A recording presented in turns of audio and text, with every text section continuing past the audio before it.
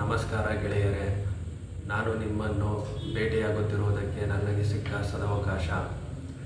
ಈ ದಿನ Nifty 50 1ರಿಂದ 1.25% up ಆಗಿದೆ. 283 ಪಾಯಿಂಟ್ಸ್ ಅಪ್ ಆಗಿ 23,190ಕ್ಕೆ ಕ್ಲೋಸ್ ಆಗಿದೆ.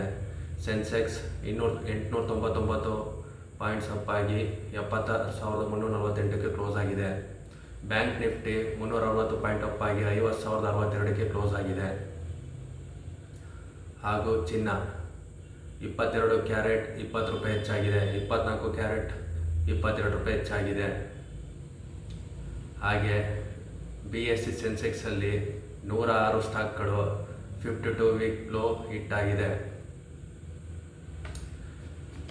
ಈ ದಿನ ನಿಫ್ಟಿ 50 ಹಾಗೂ ಸೆನ್ಸೆಕ್ಸ್ ಏರಲು ನಿನ್ನೆ US ಫೆಡರಲ್ ರಿಸರ್ವ್ ಬ್ಯಾಂಕ್ನವರು ರೇಟ್ ಕಟ್ಟನ್ನು ಅನ್ಚೇಂಜ್ ಮಾಡಿದ್ದಾರೆ. ರೇಟನ್ನು ಏರಿಸಿಯೂ ಇಲ್ಲ, ಕಡಿಮೆಯೂ ಮಾಡಿಲ್ಲ. ಅಂದರೆ 4.25ಇಂದ 4.5% ಆಗಿದೆ. ಇದರಿಂದ ನಿನ್ನೆ US ಮಾರ್ಕೆಟ್ನಲ್ಲಿ S&P 500 1%, ನ್ಯಾಸ್ಡ್ಯಾಕ್ 1.23% ಅಪ್ ಆಗಿದೆ. ಇದರಿಂದ ನಮ್ಮ ನಿಫ್ಟಿಯು ಈ ದಿನ 1ರಿಂದ 1.25% ಅಪ್ ಆಗಿದೆ. ಹಾಗೆ ಇದು ಶಾರ್ಟ್ ಟರ್ಮ್ ರ್ಯಾಲಿ ಇರಬಹುದು, ಏಕೆಂದರೆ ಯಾವುದೇ ಫಂಡಮೆಂಟಲ್ ಚೇಂಜ್ ಆಗಿಲ್ಲ ಮಾರ್ಕೆಟ್ನಲ್ಲಿ. ಓಲಾ ಎಲೆಕ್ಟ್ರಿಕ್ ಕಂಪ್ನಿ ಈ ದಿನ 4% ಕೆಳಗೆ ಬಿದ್ದಿದೆ. ಇದರ ಮೇಲೆ ರೆಗ್ಯುಲೇಟರಿ ಸ್ಕ್ರೂಟಿನಿ ಚಾರ್ಜ್ ಆಗಿದೆ. ಏಕೆಂದರೆ ಲಾಸ್ಟ್ ಮಂತ್ ಮೀಡಿಯಾ ರಿಪೋರ್ಟಲ್ಲಿ ಅವರು 25,000 EV ಸ್ಕೂಟರ್ ಸೇಲ್ ಆಗಿದೆ ಅಂತ ಹೇಳಿದ್ದರು. ಆದರೆ ವಾಹನ ರಿಜಿಸ್ಟ್ರೇಷನಲ್ಲಿ 8,600 EV ಸ್ಕೂಟರ್ಗಳು ಮಾತ್ರ ಸೇಲ್ ಆಗಿದೆ ಅಂತ ತೋರಿಸುತ್ತಿದೆ. ಈ ಡಿಫ್ರೆನ್ಸ್ ಬಂದಿರುವುದಕ್ಕೆ ಮಹಾರಾಷ್ಟ್ರ ಟ್ರಾನ್ಸ್ಪೋರ್ಟ್ ಡಿಪಾರ್ಟ್ಮೆಂಟ್ ಅವರು ಇವರ ಶೋರೂಮ್ಗಳ ಮೇಲೆ ಮಹಾರಾಷ್ಟ್ರದಲ್ಲಿ ಇನ್ಸ್ಪೆಕ್ಷನ್ ಮಾಡಿದ್ದಾರೆ. ಇನ್ನೂ ಆ ವರದಿ ಬಿಡುಗಡೆಯಾಗಿಲ್ಲ. ಯಾರ್ಯಾರು ಓಲಾ ಎಲೆಕ್ಟ್ರಿಕ್ ಮೊಬಿಲಿಟಿ ಸ್ಟಾಕನ್ನು ಇಟ್ಕೊಂಡಿದ್ದೀರೋ ಹುಷಾರಾಗಿರಿ. ವೆಲ್ತ್ ರಿಪೋರ್ಟ್ ನೈಟ್ ಪ್ರ್ಯಾಂಕ್ ಪ್ರಕಾರ 2024ನೇ ವರ್ಷದಲ್ಲಿ ಇಡೀ ಜಗತ್ತಿನ ಯಾವ ದೇಶದಲ್ಲಿ ನೀವು ರಿಯಲ್ ಎಸ್ಟೇಟ್ನಲ್ಲಿ $1 ಮಿಲಿಯನ್ ಅಂದರೆ ಭಾರತದ ಕರೆನ್ಸಿಯ ಪ್ರಕಾರ 800 ಕೋಟಿ ರೂಪಾಯಿಗಳನ್ನು ಇಟ್ಟುಕೊಂಡಿದ್ದರೆ, ಮೊನಾಕೋ ದೇಶದಲ್ಲಿ 19 ಸ್ಕ್ವೇರ್ ಮೀಟರ್ ಮತ್ತು ಹಾಂಗ್ಕಾಂಗ್ನಲ್ಲಿ 22 ಸ್ಕ್ವೇರ್ ಮೀಟರ್, ಸಿಂಗಾಪುರ್ನಲ್ಲಿ 32 ಸ್ಕ್ವೇರ್ ಮೀಟರ್, ನ್ಯೂಯಾರ್ಕಲ್ಲಿ 34 ಸ್ಕ್ವೇರ್ ಮೀಟರ್, ಟೋಕಿಯೋದಲ್ಲಿ 58 ಸ್ಕ್ವೇರ್ ಮೀಟರ್ ಮತ್ತು ಭಾರತದ ಮುಂಬೈಯಲ್ಲಿ 99 ಸ್ಕ್ವೇರ್ ಮೀಟರ್, ಬೆಂಗಳೂರಿನಲ್ಲಿ 370 ಸ್ಕ್ವೇರ್ ಮೀಟರನ್ನು ಬೈ ಮಾಡಬಹುದು. ಬನ್ನಿ ಗೆಳೆಯರೇ, ನಿಫ್ಟಿ 50 ಇಂಡೆಕ್ಸನ್ನು ವಿಶ್ಲೇಷಣೆ ಮಾಡೋಣ. ನಿನ್ನೆ ಹೇಳಿದ ಹಾಗೆ ಇವತ್ತು ಏನಾದರೂ 1ರಿಂದ 2% ಅಪ್ ಟ್ರೆಂಡ್ ಕೊಟ್ಟರೆ ಅದು 24,000 ತನಕನೂ ಹೋಗಬಹುದು ಶಾರ್ಟ್ ಟರ್ಮಲ್ಲಿ ಅಂತ ಹೇಳಿದ್ದೆ.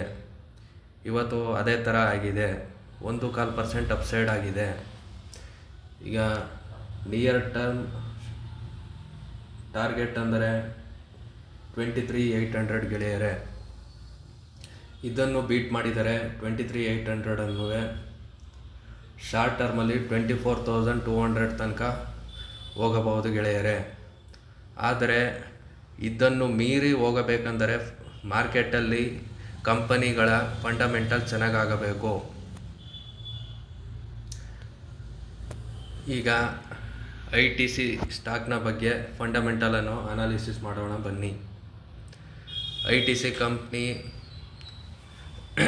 ಇದು ಸಿಗರೇಟ್ ಕಂಪ್ನಿ, ಹೋಟೆಲು ಇದೆ, ಪೇಪರ್ ಬೋರ್ಡ್ ಇದೆ, ಪ್ಯಾಕೇಜಿಂಗ್ ಇದೆ, ಅಗ್ರಿ ಬಿಸ್ನೆಸ್ಸು.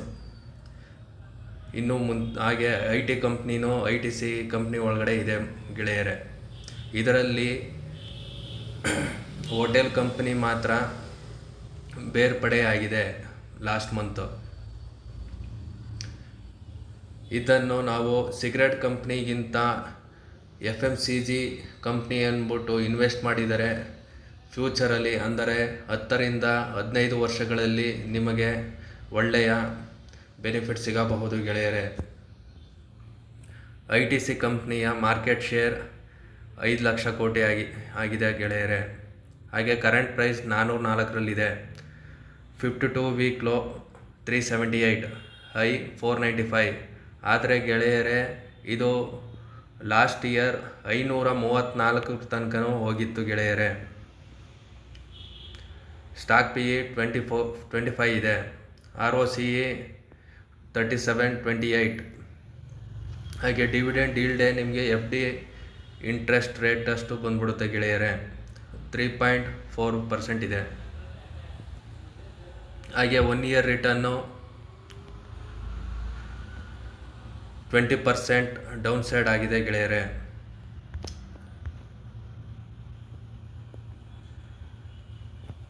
ಹಾಗೆ ಶಾರ್ಟ್ ಟರ್ಮ್ ಟಾರ್ಗೆಟ್ ITCದು 450 to 500 ಆಗಬಹುದು ಗೆಳೆಯರೆ. ಅಂದರೆ 12ರಿಂದ 20% ಶಾರ್ಟ್ ಟರ್ಮ್ ಟಾರ್ಗೆಟಲ್ಲಿ ಅಪ್ಸೈಡ್ ಸಿಗಬಹುದು ಗೆಳೆಯರೆ.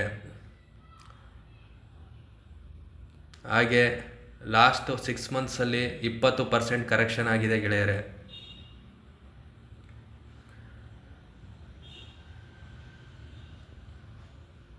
ಇದು ಆಲ್ಮೋಸ್ಟ್ ಡೆಟ್ ಫ್ರೀ ಕಂಪ್ನಿ.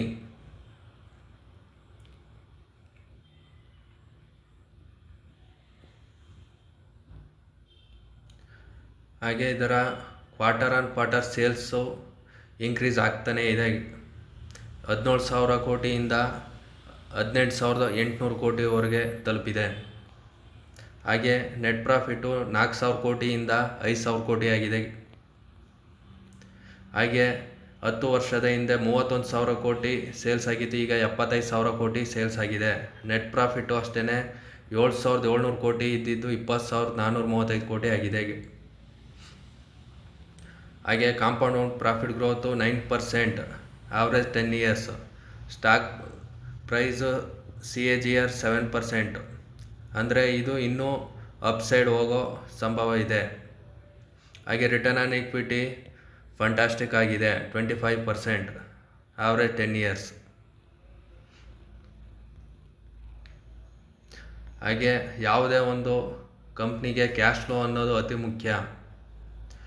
10 ವರ್ಷದ ಹಿಂದೆ 7,000 ಕೋಟಿ ಇದ್ದಿದ್ದು ಈಗ 17,000 ಕೋಟಿ ಕ್ಯಾಶ್ ಫ್ಲೋ ಇದೆ ಗೆಳೆಯರೆ.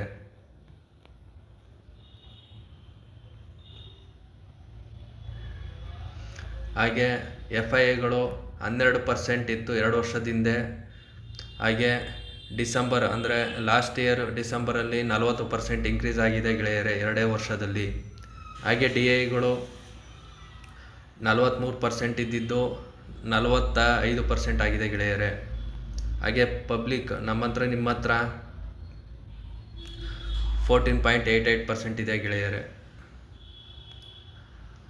ಆದರೆ ನಾನು ಯಾವುದೇ ಸ್ಟಾಕನ್ನು ರೆಕಮೆಂಡ್ ಮಾಡುವುದಕ್ಕಿಂತ ಮುಂಚೆ ನೀವು ಒಂದು ಸಾರಿ ಅನಾಲಿಸಿಸ್ ಮಾಡಿ ಫಂಡಮೆಂಟಲ್ ಆಗಿ 1 ಅಥವಾ 2 ಕ್ವಾಂಟಿಟಿಯಲ್ಲಿ ಬೈ ಮಾಡಿಕೊಂಡು ಹೋದರೆ ಉತ್ತಮ.